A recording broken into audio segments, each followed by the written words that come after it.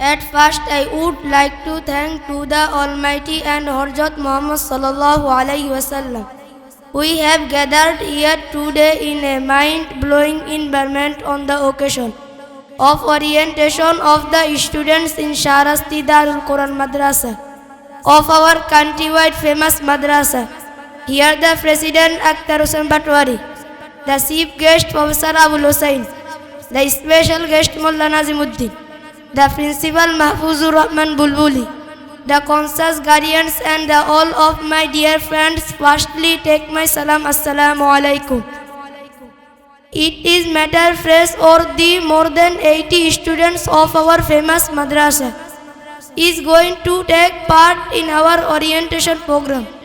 I strongly believe and hope that like the previous years from the principal to every teachers, those who tried their best to provide with a quality education, and I would like to frankly say that the brilliant result made by the students was only possible for our respected principal sir because of his outstanding initiatives in establishing different types of debating club, sporting club, Islamic cultural club, etc. That's all for now. Thank you everybody. Allah Hafiz. Assalamu alaikum wa rahmatullahi wa barakatuh.